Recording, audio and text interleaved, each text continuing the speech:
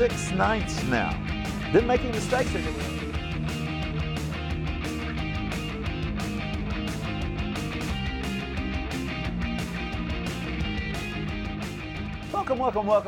Welcome. Folks, we're so glad to have you out there this afternoon, all right? It's Tea and Learn Mathline, and it is summer school time. Hey, I'm Ernie Roberts, and I am your host for this afternoon session. Thank you for tuning in this afternoon. We know summertime gets busy. It's also a time to get laid back and relax and all those good things. But you know what? We've got some good stuff for you, too, here coming up. Time for remediation, time for review, time to get ahead. Yes, time to get ahead for the next school year coming up soon, right? Everybody on that? Nah, you don't want to talk about school year right now, do you? Anyway, let's have some fun today. Let's see what our storyline is all about. And again, thanks for tuning in. We welcome you to Tea and Learn Mathline. Storyline today, it is summer school time. And it is fraction action. We're being fractioned all over the place. But we're going to have some good old fraction action. This is part 4 of a series. It's going to be on multiplication. Now, we aren't doing mixed numbers yet, all right? We're just sticking with good old fraction action today, all right? So just hang on with us. Rational numbers, we may want to call them, because sometimes we're going to see numbers like 6, 7, 8. But you know what they do? Just put a 1 under them, and you've got a fraction, all right? So we're going to talk about those aspects too. But let's go ahead and see where we're going to start today. How simple can we make fraction action for multiplication? Here we go. Expressions. Think about them. And answer in the simplest form. Now, I don't want this to be rocket science, all right? This is just think in your mind. If you have an apple, or if you have a piece of paper, and you take half of it, well, you've got 2 pieces, right? But what happens? You've got a half of one, all right? So you take half of it, 1, you get 1. That one's pretty straightforward, because when we say take 1/2 of something, it's exactly, we're splitting it. And we're going to say, what part do we have? Not the total number of pieces there. That's another story. That's division. But what we got here is, what part of that original piece do you have? So it's like taking 1/2 and we multiply it times 1. That's the idea. Well, goodness sakes, you say, what's half times 1? Well, guess what? Anything times 1 gives you that number, right? So we get 1/2 right there. It comes back to us. Now, let's think about it. I have 2 and I want to get half of those. Well, you know what? You're going to have 1. Let's look how that works. 1/2 times 2. And I can just simply say that is equal to 1. Now, we'll talk about why it actually came out to be 1 here in just a second. You could also, yes, some of you are going like, Ernie, could we put a 1 under that too? You betcha. And that's what we would like to do. And then we got some action here with those 2's. But for right now, just think intuitively with me. 1/2 of 2 is 1. Now here comes the interesting one. If I've got 3, let's say I've got $3 and I want to take half of that $3, all right? That's always a good way to think of this. Half of 2, right, was $1. So what do you think? Half of 3 is a little more than 1, isn't it? Yes. In fact, it's going to be, well, let's see. It looks like it's going to end up to be 3 over 2, because we typically multiply the numerators together and the denominators together. But again, I'm just wanting you to think about this intuitively, which is going to make this 1 and 1/2. Now notice what's going on here. We think of halves, and most of us can. It's a good benchmark fraction, as we like to call it. But when we're taking half of something, you basically say, oh, you're just dividing by 2. Exactly. Multiplying by 1/2 or dividing by 2 yield the same result. So I want you to think of it in that way. Don't make these things hard on you. Don't make these things difficult. Don't make these things rough to work through. They're not meant to be that way. Taking half of something, we do it all the time. So what happens if we take some bigger numbers? How about it? Let's go on up. Come on up the ladder. We've gone through 1, 2, and 3. Let's check our next ones here. What have we got going here? We got 1/2 of 4. I guess what? Going to be 2, right? Exactly. Going to be 2. Half of 6. You get the idea. I don't think I need to write it down, do I? Going to get 3. But whoa. What about this? You take a half of a half. That one's a little twisted. A little change of pace there. We were just going up and up the ladder, and all of a sudden we drop back. What is a half of a half? We're going to multiply. And remember, 1 times 1, it's going to give us 1. And how about it? 2 times 2. So if I've got a $1/2 and I take half of that, guess what? I got a quarter, or 1/4. So there you go. That's some easy things. Think about your money. Back over here, this half of $6.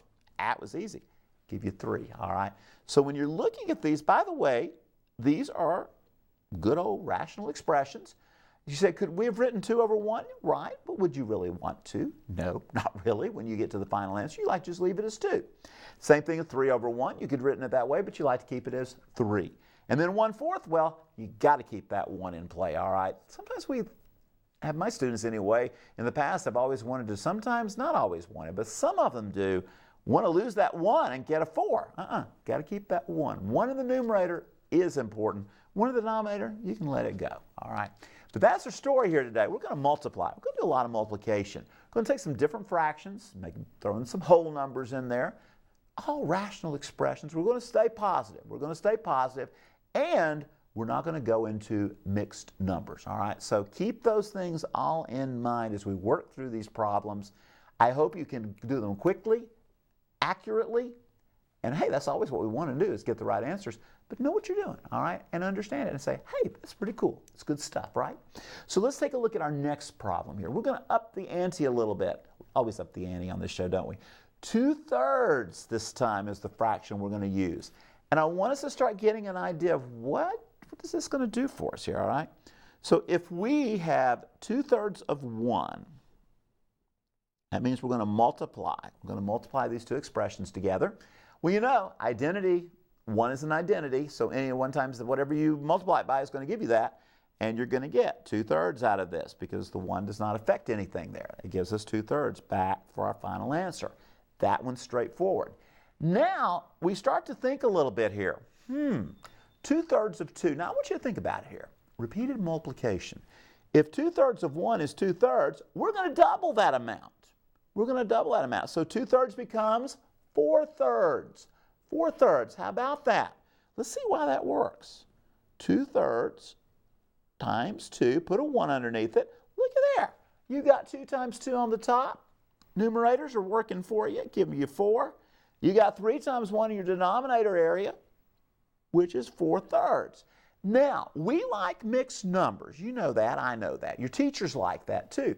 They make a little more sense to me, all right, because you're thinking, well, what is 4/3? Well, it is. It's twice 2/3, 2 times the amount. But what does it reduce down to? What does it simplify into?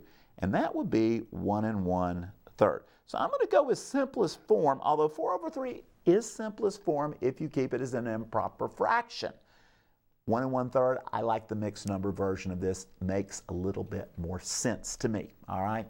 Now, how about it? We're going to add another 2/3, all right? So we had 4/3 here, and we're going to go to 2/3 of 3. So we're going to add another 2/3 into this game plan. Wow, that's going to take us up to 6/3. 2, 4, 6. 6/3, and we're, oh my goodness, 6/3. You can divide 3 into 6 evenly, can't you? Gives you 2. So let's see how that one worked out. How about it? Go 2/3 times 3. We'll put a 1 underneath that. We love doing that. That gives us 6/3. I'll put it right down here. 6/3, which is equal to 2. So again, notice we have the 2, 4, 6. Of course, we do 4. We'd have probably 8/3. I'm wondering if that's my next problem. We're going to find out, aren't we, in a minute. But this is the simplified reduced form. You don't want to leave 6/3. You want to come back to 2. And some of you said, well, could we do 2/1? Like I said, 2/1 is fine as a fraction, but it's much easier. And the simplest form, simply remove the 1 out of the denominator. If it's 1 in the numerator, you got to keep it.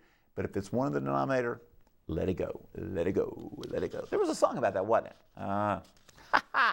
All right, speaking of which, let's look at some more 2/3 of. So we're going to up the ante a little bit. We did 2/3 of 6, or did we here? Let's see what we got coming up here. Yeah, here we go. 2/3, we're going to pick up times 6/1. Now, some of you are going like, Ernie, somewhere I learned that couldn't we cancel on that diagonal? I didn't do that on the last one there where we had what? 2/3 times 3. But let's look at a little technique that we can do to make life a little easier on us, all right? Especially when we start getting bigger numbers. 2 times 6 is 12. You say, well, that's not that big. And it really isn't. And you got 3 times 1 in the denominator, which is going to give you 3. So 12/3 gives you 4, all right? And think about it. If you've got $6, what's 2/3 of that? Isn't it easy to think about your money with fractions? 2/3 of $6 would be $4, right? So let's see a quick way we can get there. Save us a little bit of wear and tear here. Notice you've got a number, two numbers. You've got a 3 and a 6 here, and they're both divisible by 3. And if we divide 3 into both of these, and notice I'm doing on the diagonal, I can do that diagonally, I can do it up and down. I cannot, I repeat, cannot do it horizontally. All right, do not do it horizontally. But we can work this way. All right, we can multiply horizontally, yes, but we can't cancel. We can't mark things out, but we can go this way. Now you say, Ernie, what are we going to do? We don't have 3 and 6 anymore. What are you putting in its place? Well, I'm dividing 3 into 3. It'll go 1 time. I'll divide 3 into 6. It goes 2 times. And now we come up with the number 2 times 2 is 4. Remember, I said 1 times 1. We don't worry about it. Let it go. If we had had that 12 over 3 that I was coming up with a minute ago, you also get 4. So 4, there is your simplified version. There's your simplified version. Now let's think about it. Let's think about this one. 2/3 times 9. Drop your 1 under there. That's what we mean when we say 2/3 of 9. Or if you're thinking about 2/3 of $9, you got it. It's going to be 6, right? Yeah, because 1/3 of 9 is 3. We double it, we get 6. That's the idea. That's what's going on here, all right? So let's see how it would work. Yep, you could do 2 times 9 gives you 18 over 3. Let's cancel. Let's go for that cancellation business. We did it once, let's do it again. 3 goes into both 3 and 9 evenly. By the way, it has to go in evenly or else it's not really worth your time to try to cancel, all right? You get a messier value. Here we go. 2 times 3 goes 6, goes to 6. Now you knew me, you know me, you knew me too, I guess. We're going to look at 2/3 of 1/2. We've got to throw a fraction in there, all right? Now this time, a little switch up on you. We start out with a half and we're going to take 2/3 of it. Now that's a little bit of thinking. Wow, what would be 2/3 of a half? Well, let's find out. Might be interesting. I hope it will be interesting to all of us. We're going to look and say, we could multiply 2 times 1 in the numerators and 3 times 2 in the denominator to get 2 over 6. Not hard multiplication. Simplify it down because we would need to reduce. But let's reduce in advance. Again, remember on the diagonal. We're going to reverse that diagonal. We've been going pretty much lower left to upper right there. Lower left, upper right. We're going to go, how about it? Upper left to lower right here. So we can do that. And that's going to cancel us out and give us 2 1s. And then we've got 1 over 3, or 1/3. Now let's think about it. 2/3 of a half. You know what? I can divide a half into 3 pieces. It's going to be 1/6. And 2 of those, 2/6, makes 1/3. So again, we can think these things back through, especially if we understand our benchmark fractions. Benchmark fractions. But take a half, divide it into thirds, you've got 1/6. Okay? You got 2 of them because you're going to look for 2/3 of that 1/2. Get you back to 1/3. So checking it through, I want you to visualize some of those things. And again, you say, well, I don't know if we can get 2/3 of $1/2. No, because 1/6, they don't come out in, goodness, what would that be? Well, it would not be pretty, all right? So taking 1/3 of $0.50, you get 1/6 of a dollar, and that just rambles on. It's a repeating decimal situation. So it's easier to think about that and just the idea of the fractions. And that's why we use fractions so much. Not always do we have decimal approaches because you know what? Some of these fractions repeat, and that makes it difficult when we're dealing with our money in decimals. So keep in mind, we can still work fractions in our head by understanding what are those benchmark fractions, halves, thirds, and such. So after I've rambled a little bit on that, let's do some multiplication. You've kind of gotten the idea of the rules that we want to do here. You can multiply numerators together and denominators together, then reduce, or you can spot a cancellation situation. Let's take our next problem. Let's see where we're going to go with this situation here. You having fun out there? Summer school. Wake up out there, everybody. It says multiply, and we're going to reduce to the lowest terms. Or we may start doing some reducing before we multiply and then not have to reduce much, if not at all. So let's see. Write it down at home. 2/3 times 3/4. Wow. Some of you are saying, Ernie, why haven't you been doing any common denominators? Because you don't do those with multiplication and division. If I did, You say, well, would it still work out? Oh my goodness, it would work out, but you would have to reduce forever. Because if I made these both into 12s and then say 12 times 12, I've got 144 in my denominator. Nobody wants that, and honestly, no one needs it here, all right? So when we multiply, the best we should have, I should say the best or the worst that we should have in large numbers should be 12. Actually, if we can notice that cancellation is about to come up, it's going to be a lot smaller than 12 down there, all right? So let's check it out and see where it's going. In fact, it's going to reduce very nicely right before we even multiply, all right? So let's take it and see what happens. The 3's, my goodness, 3 will divide in both of those. They're gone. But let's put a 1 there just to make sure we remember there's a 1. And that's very important in the numerator, okay? It's going to be very important. And this one, it looks like it's going to really be important in the numerator, okay? So let's take a look. 2 and 4, I can divide 2 into both of those. Get a 1 here, a 2 down here. My goodness, all of a sudden, this thing fell apart. But it's a good fall apart because it's simplified. It's simplified. It's at the lowest terms. When we go 1 times 1, we know we can't get any better than a 1. Got to keep it. It's in the numerator. Don't lose that. And down under, we've got a 2 because that's what 1 times 2 gives us. There we go. There we go. Now you say, Ernie, what if we had just gone ahead and multiplied? If we gone ahead and multiplied, we would have had 2 times 3, which was 6. As I said, 3 times 4 a little bit earlier was 12. 6 over 12. Divide both of those by 6.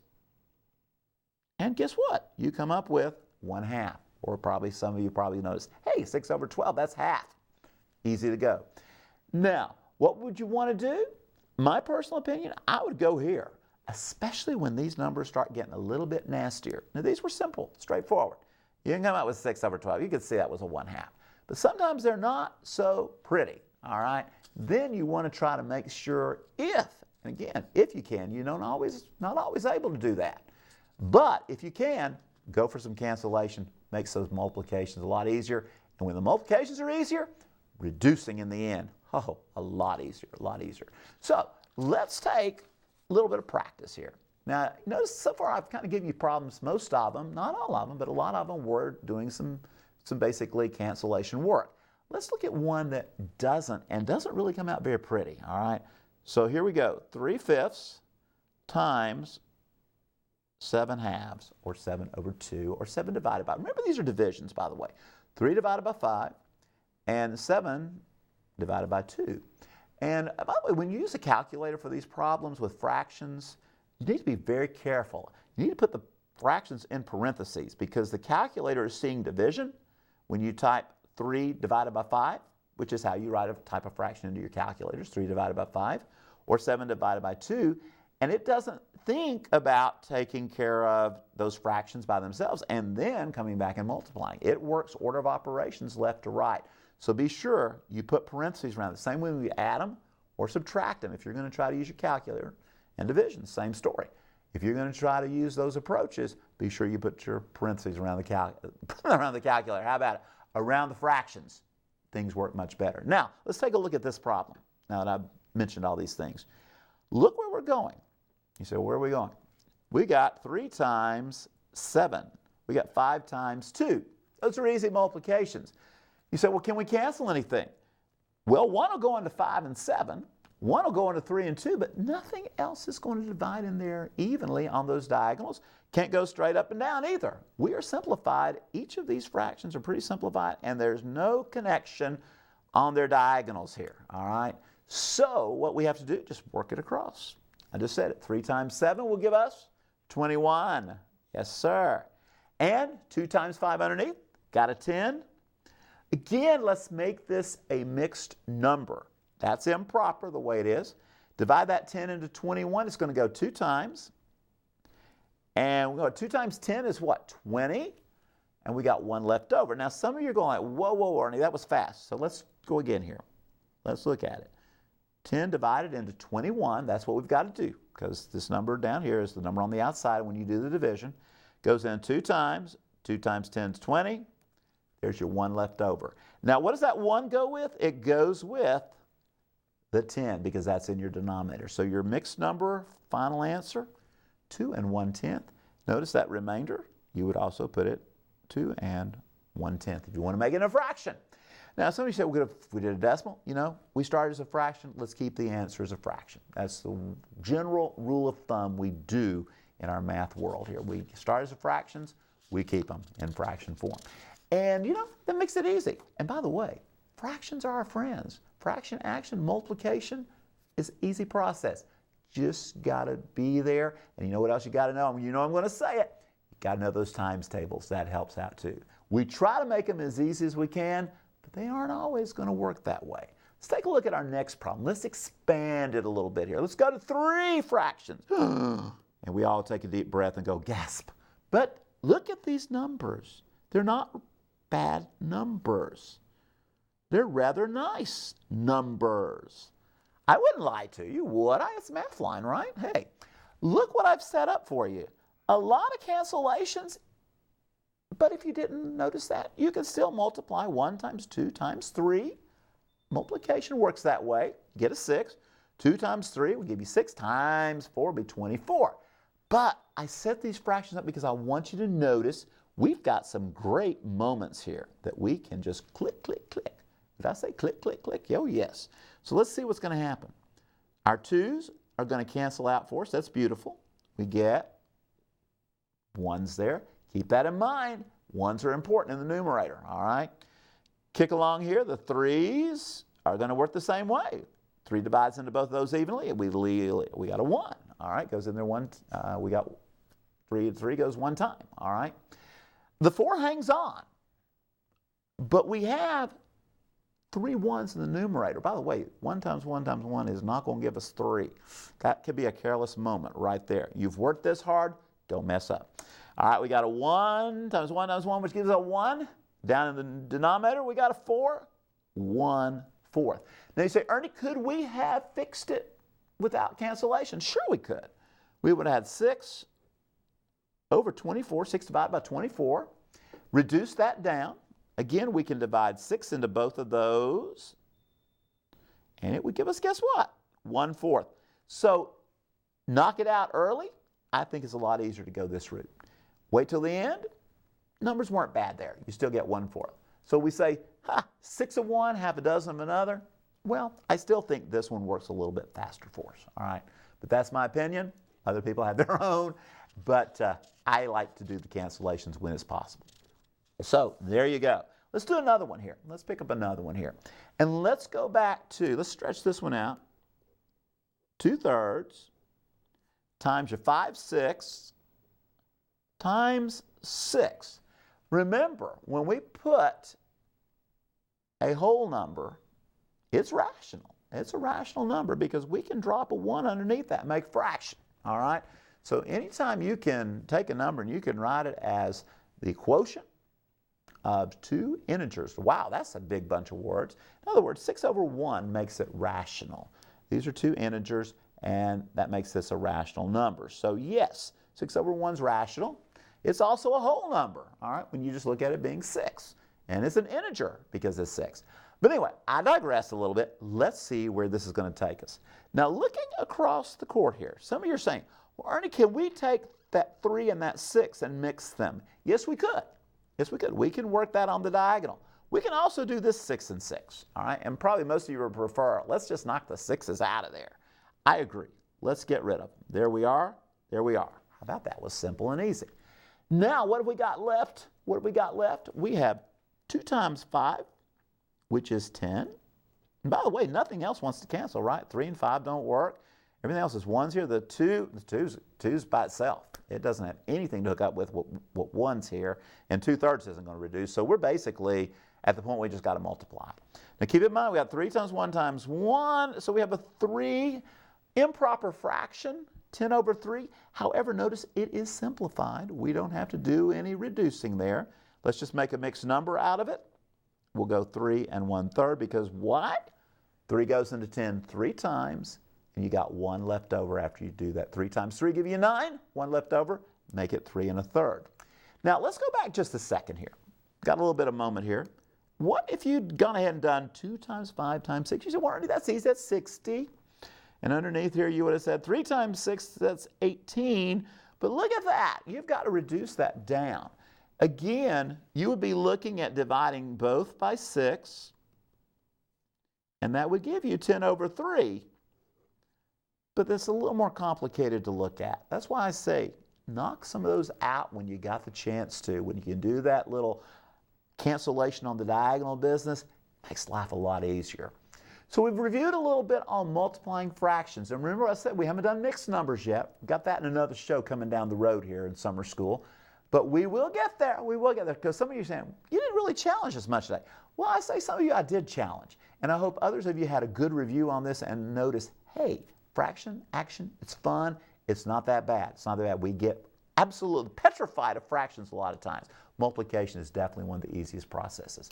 Now, you guess what? Division's coming up soon. Of course, we've got to have division if we got multiplication going. So one next time maybe? Hey, we'll see you then. See you then.